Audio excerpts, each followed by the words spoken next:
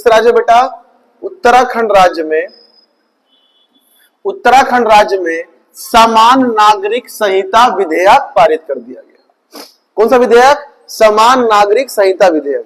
ये समान नागरिक संहिता विधेयक है क्या? तो हमारे संविधान के भाग 4 में दिया हुआ है नीति निर्देशक तत्व के अनुच्छेद 44 में समान नागरिक संहिता यूनिफॉर्म सिविल कोड के बारे में वर्णन किया गया हुआ है। इसको यूनिफॉर्म सिविल कोड यूसीसी के नाम से भी जाना जाता है। आजकल बहुत ट्रेंड पे चल रहा है, तो जगह जगह इसको यूसीसी के नाम से भी डिनोट किया जा रहा है। अनुच्छेद 44 भाग 4 नीति निर्देशक तत्वों का पाठ है। ये राज्यों के लिए तत्व है। सबसे पहले बेटा लागू किया गया है कहां पर? तो उत्तराखंड में लागू किया गया। ये उसके लिए एडिशनल फैक्ट दिए हुए हैं, क्योंकि जब टॉपिक चलता है तो जरूरी नहीं कि करंट से पूछा जाए, उससे रिलेटेड थिंग्स को भी क्या करता है तो पूछ लेता है। समान नागरिक संहिता विधेयक पारित किया गया उत्तराखंड में। इसका वर्णन संविधान में भाग 4 के नीति निर्देशक तत्वों के अनुच्छेद 44 में किया गया है, जिसे यूनिफॉर्म सिविल कोड कहा जाता है, यूसीसी भी कहा जाता है। क्लियर है यहां तक? ये चलिए, अगर संविधान कंटिन्यू रखे हुए हैं तो कोई समस्या नहीं होने वाली आपको समझने में। नया भारत में तेंदुआ रिपोर्ट 2022 रिपोर्ट फरवरी आई है बेटा, इसका 2024 में आई है। ठीक है, जारी करता है IBCA। मुख्यालय है भारत में 96 देशों की, टोटल 96 देशों में तेंदुए की रैंकिंग की जाती है, जिसमें इसका मुख्यालय बनाया गया भारत में। भारत में सर्वाधिक तेंदुआ पाया जाता है किस राज्य में? तो मध्य प्रदेश में पाया जाता है। तेंदुआ रिपोर्ट जारी किया गया है, जिसमें छत्तीसगढ़ भी 6वें क्रम पे आता है। ठीक है, कि हमारे पास सबसे ज्यादा क्या है तो तेंदुए हैं। नीतीश कुमार जो है, अगला जो क्वेश्चन है, नीतीश कुमार बिहार के 9वीं बार मुख्यमंत्री बन चुके हैं।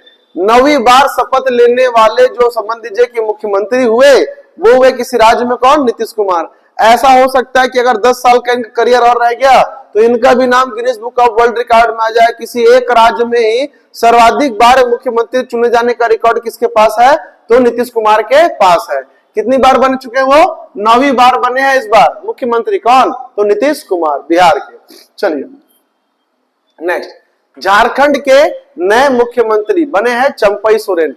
इनका नाम इसलिए चंपई सोरेन, फिर हो गया हेमंत सोरेन। ठीक है, हेमंत सोरेन बता देता हूं कि हेमंत सोरेन की कहानी ऐसी थी कि उनपे ईडी का छापा पड़ा, उनके मुख्यमंत्री पद से हटाया गया, चंपई सोरेन बने, और चंपई सोरेन बनने के बाद क्या होगा तो फिर से नियुक्त कर दिया गया किसे? तो हेमंत सोरेन को नियुक्त कर दिया गया।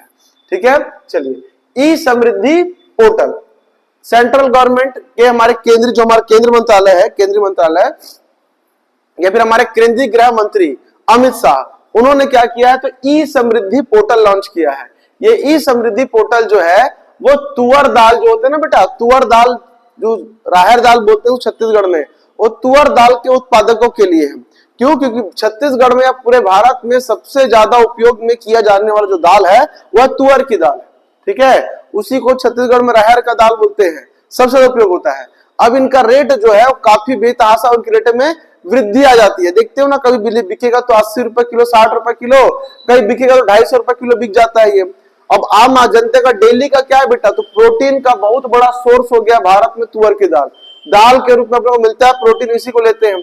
रेट में बहुत ज्यादा उतार चढ़ाव होता है, लेकिन इसका फायदा उत्पादकों को नहीं मिल पाता है, दलाल ले जाते पर फायदा।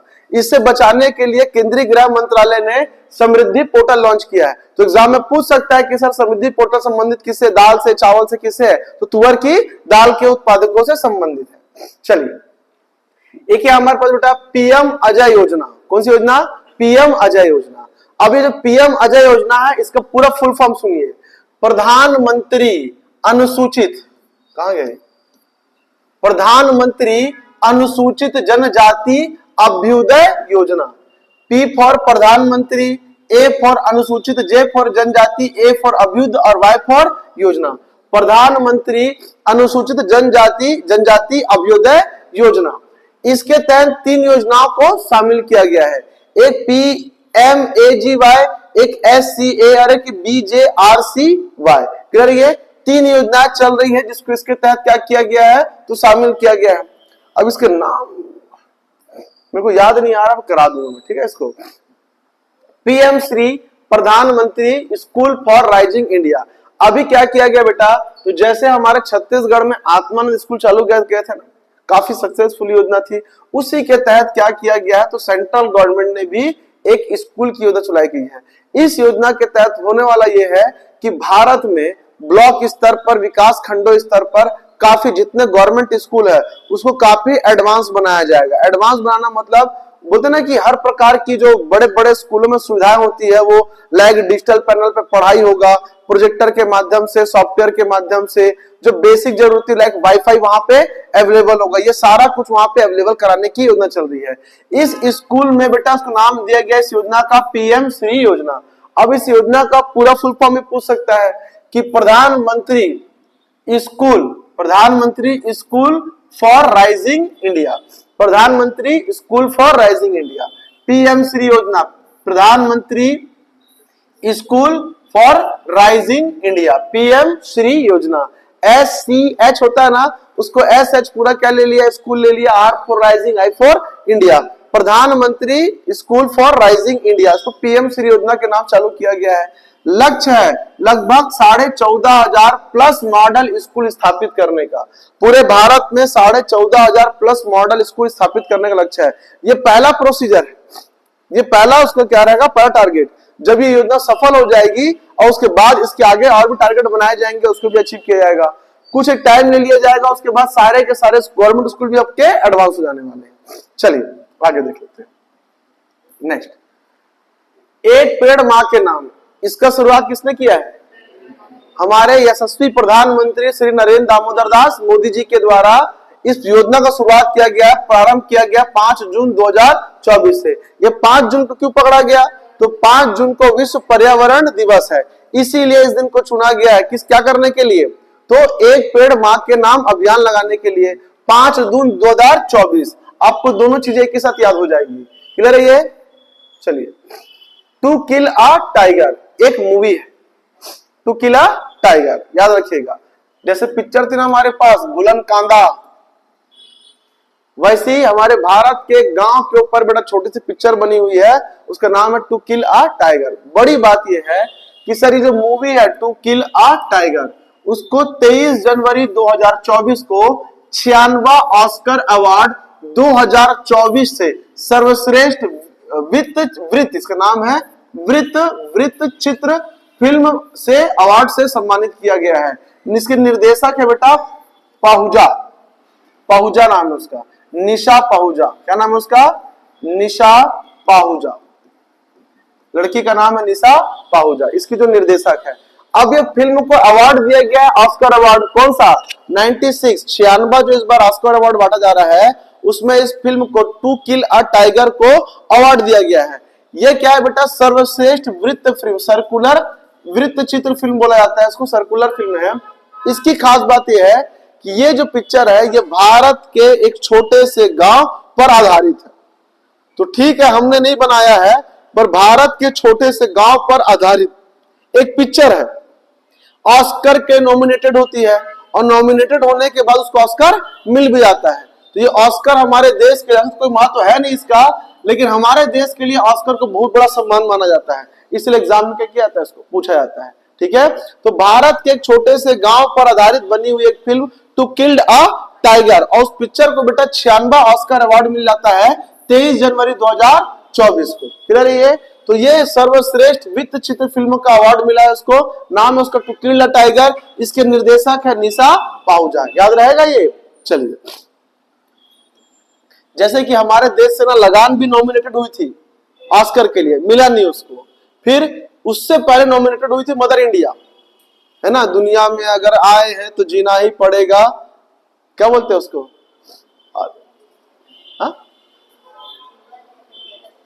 हाँ जीवन है अगर जहर तो पीना ही पड़ेगा, कि नहीं।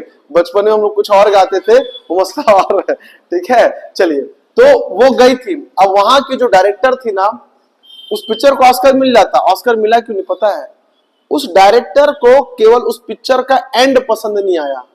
एंड मतलब है कि लास्ट में नरगिस दत्त क्या करती है, सुनील दत्त को गोली मार देती है। तो जो ऑस्कर देने वाला था बोलता है कि ये कैसी माँ है, अपने ही बेटे को गोली मार देती है। नहीं, इसको ऑस्कर नहीं दूंगा, आई डोंट लाइक इट। अगर वो गोली नहीं मारी तो हो सकता है कि ऑस्कर दे देता। या ऑस्कर देने वाले कि अगर मैं इंडियन सिनेमा को अगर ऑस्कर दूंगा तो यूरोपीय सिनेमा क्या हो जाएगा, वैल्यू गिर जाएगा, है ना। उस समय ये बहाना मार देता कि माँ बेटा बदमाश हो गया तो माँ क्या थी, उसको गोली मार देना चाहिए था, गोली क्यों नहीं मारा, इसलिए ऑस्कर नहीं दूंगा। नहीं देने के लाख बहाने। दूसरी बात, ऑस्कर किसको मिला, स्लम डॉग मिलियनियर्स को। स्लम डॉग मिलियनियर्स से 1000 गुना अच्छे अच्छे पिक्चर भारत में बन गए। स्लम डॉग मिलियनियर्स को इसलिए मिल गया क्योंकि उसका डायरेक्टर, फायरेक्टर सब विदेशी थे, सब विदेशी। केवल एक सिंगर हमारे AR रहमान थे जो देसी थे। 4 अवार्ड मिले थे उस पिक्चर को और 1 अवार्ड एक भारतीय को मिला था, जय हो। अब बाकी उसके बाद सारे अवार्ड किसको मिले थे, तो विदेशी के। उसके एक्टर, फायरेक्टर, डायरेक्टर सब क्या थे, तो उसके विदेशी थे। अनिल कपूर को क्यों नहीं दिया है? ये सब मसला रहता है, देखने नाम का रहता है वो।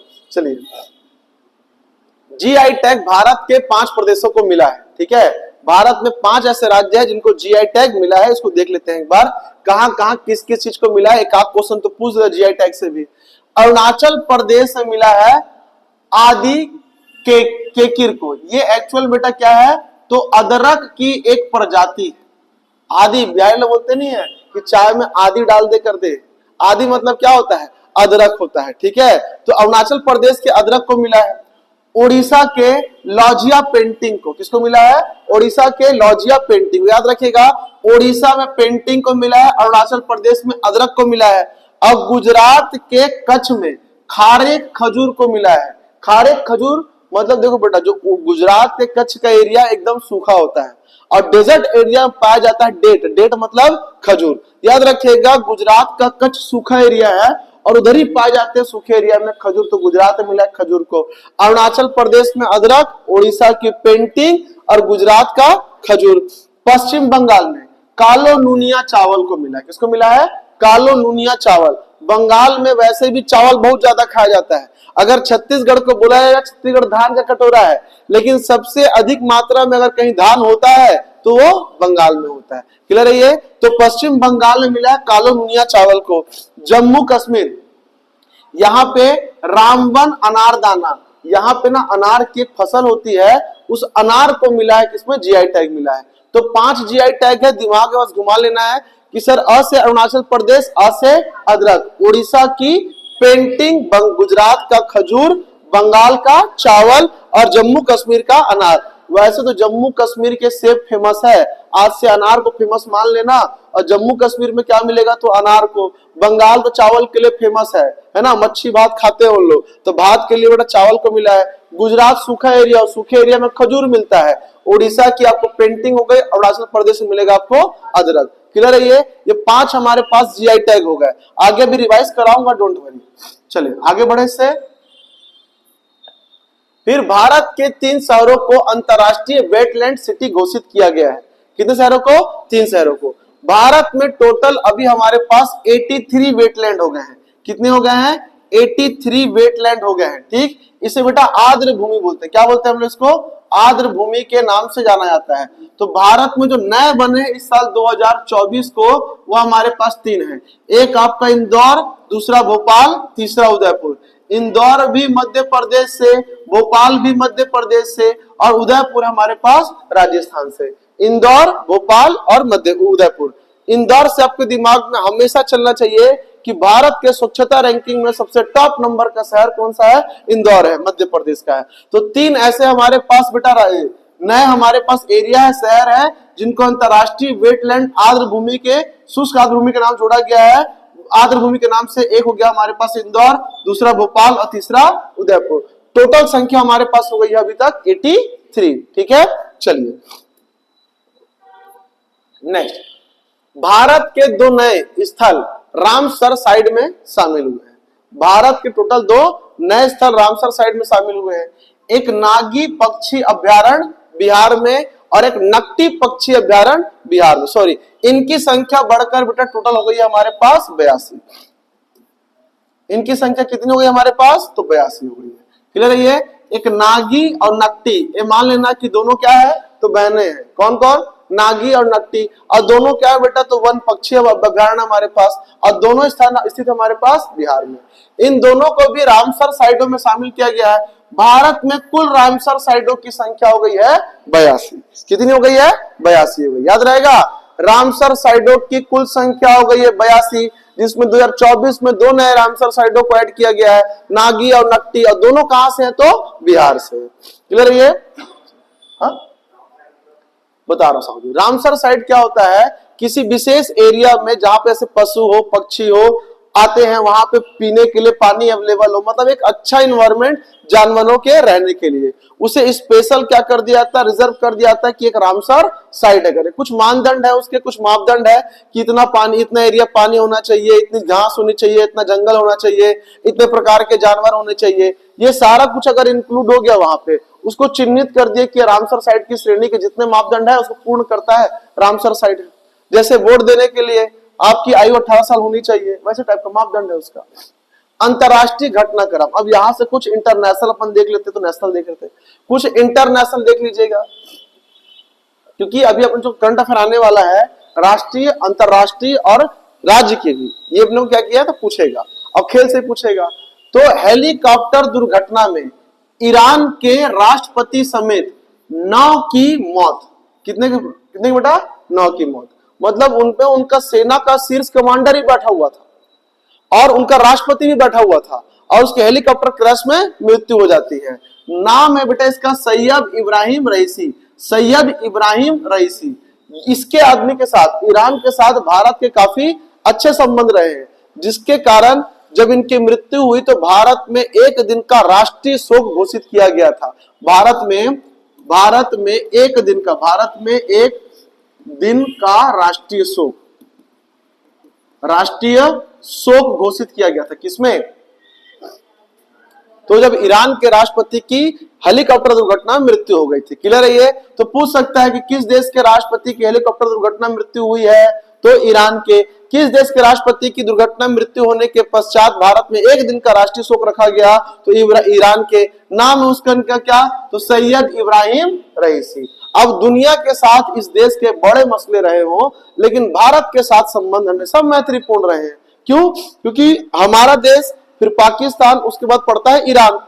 ईरान शिया बहुल इलाका है, पाकिस्तान सुन्नी बहुल इलाका है। अब पाकिस्तान से हमारा नहीं जमता, पाकिस्तान का ईरान से नहीं जमता, तो दुश्मन का दुश्मन क्या होता है, तो दोस्त होता है। इसी कारण हमारे ईरान से अच्छे संबंध है। ईरान हमेशा हमारे देश से लगभग 10,000 से 12,000 करोड़ का चावल ले जाता है हमारे देश से खरीद के। हमारा चावल खाता है वो, हम पैसे उसके खाते हैं। तो भाई बिजनेस बहुत बड़ा चीज होता है।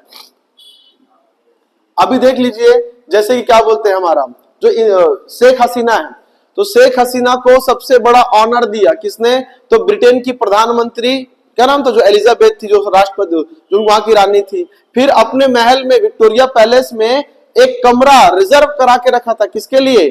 तो शेख हसीना के लिए, कि भाई ठीक है शेख हसीना आएगी तो हमारा कमरा उसके लिए खुला रहेगा, रिजर्व, उस कमरे में कोई नहीं आएगा, ये हमारे फ्रेंड का कमरा है। क्योंकि वो 96 साल की, शेख हसीना 76 साल की, दोनों बोलते ना बुजुर्ग आदमी, आपस में अच्छी बॉन्डिंग हो गई। आज उनके मरने के बाद स्थिति ये है कि शेख हसीना मांग रही कि मेरे को लंदन आ जाऊं क्या, मेरे को राजनयिक शरण दोगे क्या। शरण उनको मिलने से रही, लंदन मना कर दिया है कि भाई हम नहीं दे सकते करके, हम नहीं जानते।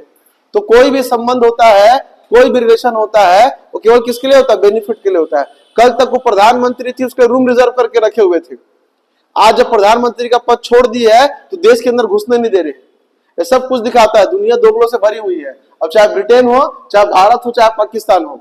हांगकांग द्वारा भारतीय मसालों पर लगाया गया प्रतिबंध। भारतीय मसालों में कुछ, हांगकांग के हिसाब से जो लोग खाना खाते हैं, कुछ ऐसे एलिमेंट पाए गए हैं जो कैंसर कारक है, या लंबे समय तक सेवन करने से इंसान की तबीयत बहुत ज्यादा खराब हो सकती है।